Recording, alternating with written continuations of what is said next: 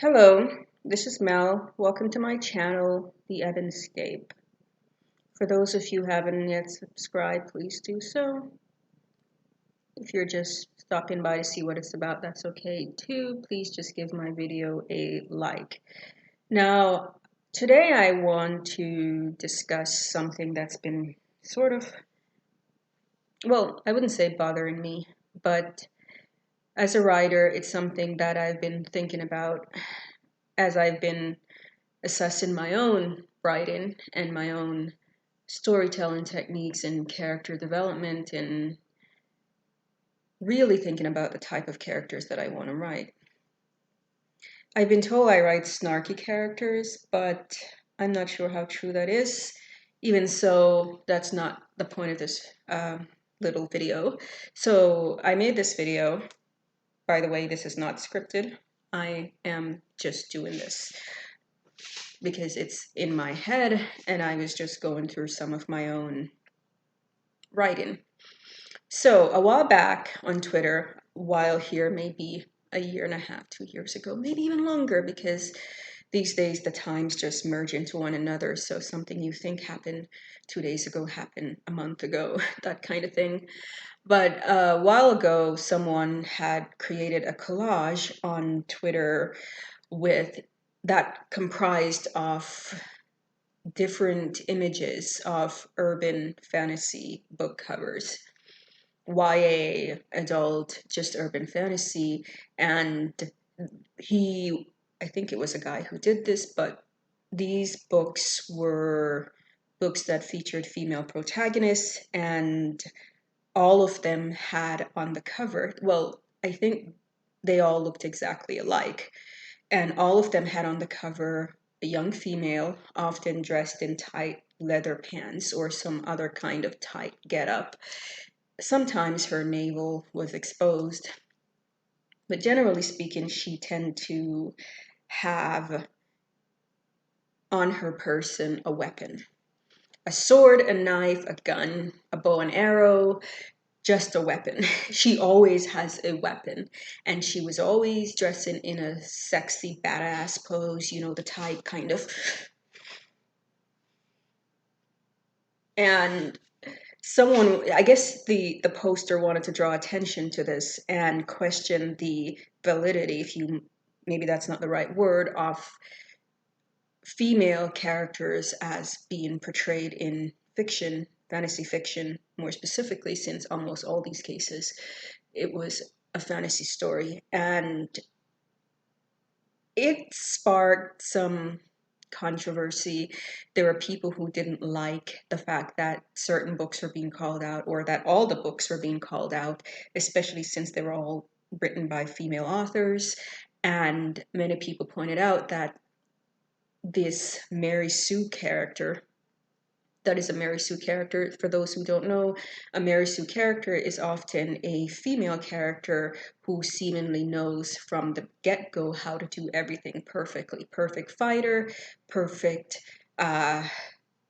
character, perfect everything, perfect, morally perfect.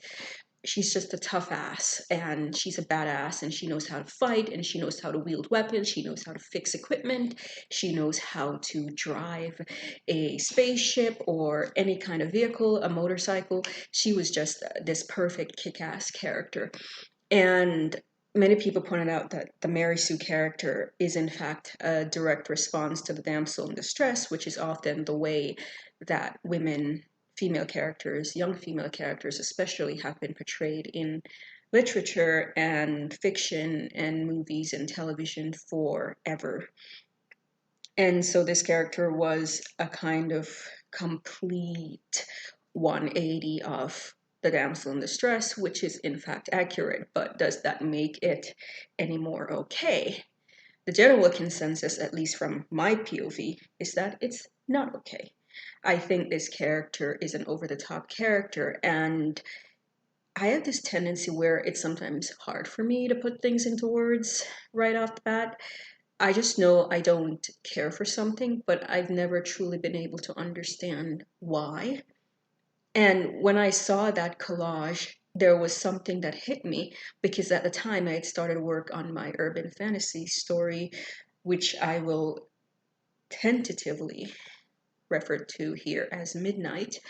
Um, at the time I started writing that character, a lot of the critique and feedback I got from alpha readers about my characters in general, and this particular character, was that she had no agency. She was not a damsel in distress, she was just not interested. And in hindsight, I initially thought they wanted me to create a Mary Sue character. To be fair, I don't think that's exactly what they were saying, but for me, that's how I interpreted all of that at the time, that they wanted me to create a Mary Sue character, a character who from the get-go was just involved and badass and brash and take no nonsense and take no prisoners and no nonsense. I just merged those two phrases. And I didn't like those characters because I didn't feel they were realistic. And I know realistic in a fantasy story is a little bit, but I just meant I like characters who felt like real people. And for me, growing up, I didn't know anyone who off the bat was just so badass and who knew how to do everything. The female MacGyver. Watching MacGyver, I always felt he was not believable. But these characters, off the top of my head, there's Ray in um, the new Star Wars movies. I just didn't find them appealing. And I'd never related to those characters. Looking back on the Andrew Garfield version of Spider-Man, I never liked him for that reason, because he, from the get-go, he was just this take no nonsense, tough ass guy who just knew how to defend himself. And I know that sounds weird, but for me, growing up, I related more to people who had to learn. Trial by fire for the longest time was my motto. And I'm not saying this works for everyone, but for me, the characters I related to were not the characters who were Mary Sue's or who were the male version, the Marty Sues, who from the get-go were just so badass. These characters are unrelatable. For me, it was always the characters who had to learn how to do things, how to defend themselves, how to embrace the responsibilities that they were given. So the Tobey Maguire Spider-Man worked better for me because he had to learn. He wasn't just tough ass, badass from the get-go. And you learn with him. And even when he learned to defend himself and realized he could do all these major things, he was just in awe as the audience were. It was just, oh my goodness, I can defend myself. It wasn't the Andrew Garfield version who was, I don't have to look at you and I can beat the shit out of you. There's something very arrogant about that for me. And I'm not a fan of arrogance. I am not a fan of brash, in your face, vulgar, kind of overly confident personalities and characters. For me, people work best when they were being real, and realness for me were always realness for me was always those people who learned, who who took on little responsibilities day by day and matured into those responsibilities. And those were the characters I always thought I was writing. I didn't write the girl who was badass and knew how to fight and wield a sword and a gun and a knife. I wrote the girl who, if she saw trouble coming toward her, she would cross the street and keep walking. And if trouble did pin her down, she will say, okay, look, fine. This is not what I want, but I will take the time to learn, to figure out what you want and deal with you appropriately. I didn't, going into my stories, I didn't want to write that character who was just so, from the get-go, knew what she was doing. In a way, I was always writing a kind of version of myself. I guess most authors write characters who are more or less versions of themselves, and that is the character that I wanted to write.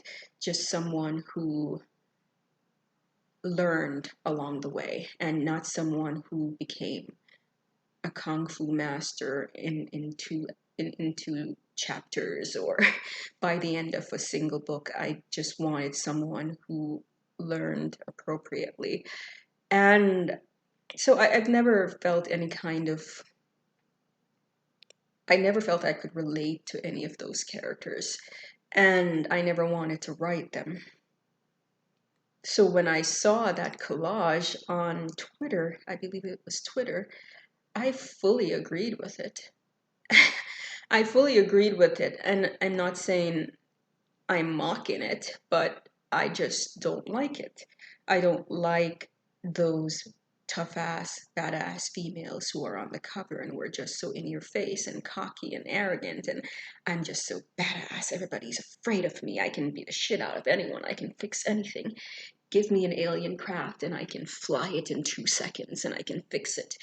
And I just, no, no, no. And by all means, if you are one of those people and you've written such a character or you like those characters, please explain to me why. But I'm not mocking you. I just feel that's not the character type that I want to write, and I am a bit disturbed that this is the portrayal of female strength that is the most common in literature these days. And for me, that's a no-no. There are different types of female strengths. You don't have to be a Buffy the Vampire Slayer, Katniss Everdeen, Rey from Star Wars hybrid doing all these, or tribrid doing all these badass things to be tough. My main character is someone had who has to slowly develop tougher skin, and that doesn't come from beating the shit out of people or learning how to wield a giant sword. It's mainly about figuring out who she is, what she wants, and what her goals and moral boundaries are. And she makes decisions accordingly. This means that there are many fights that, in theory, she could win because she has the power to do so, but she refuses to take part in because it's not who she is, and that's not how she wants to be seen, as this person who abuses her power.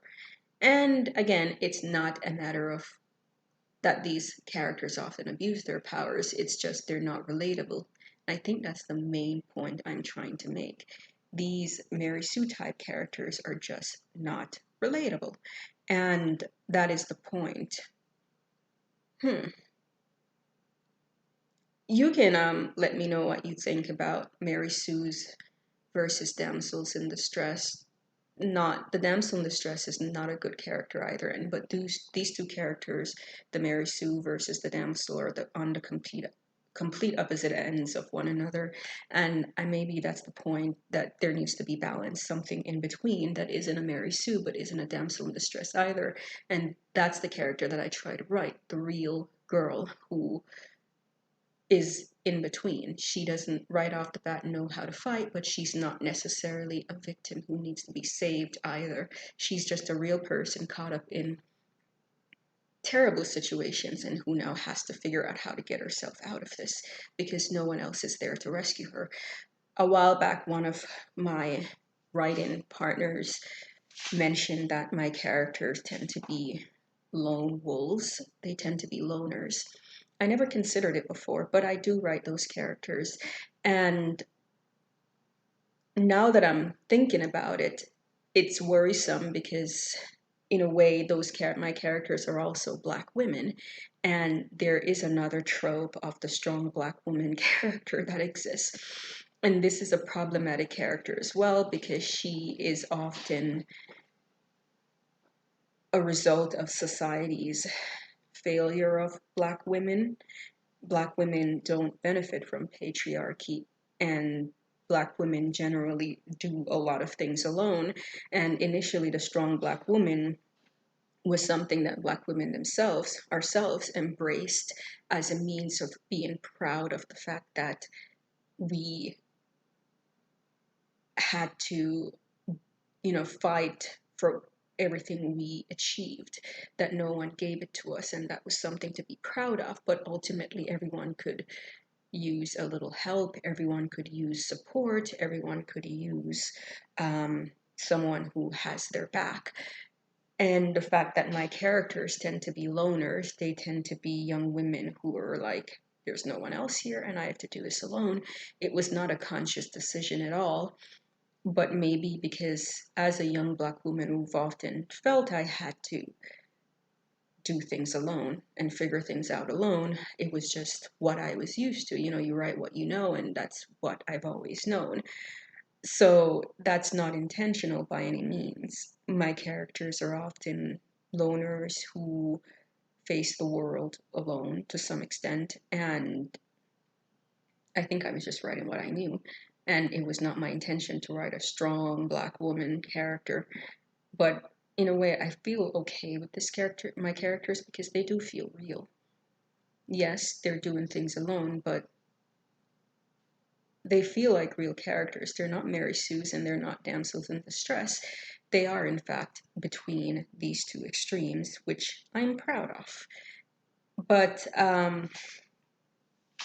anyhow, you can let me know how you feel about these character tropes: strong Black woman, Mary Sue's, and damsels in distress. And I'm looking forward to your feedback. In the meantime, please give this video a thumbs up. This is off scripted, so it's just me giving you my thoughts while I've been sitting here in self-isolation, thinking about the world and my characters and how to write better, interesting characters. Interesting is not the same as Mary Sue. Characters work best when they are flawed, not necessarily hot messes, but when these are people who see the world in realistic lens, who are not perfect, but who are not bad and who are not good and who exist in shades of gray. And these are the character types that I do like. But anyway, give me a thumbs up, leave your comments in the comment section, and let me know what your thoughts are on these character tropes. Until then, this is Mel. Please subscribe to the Evanscape.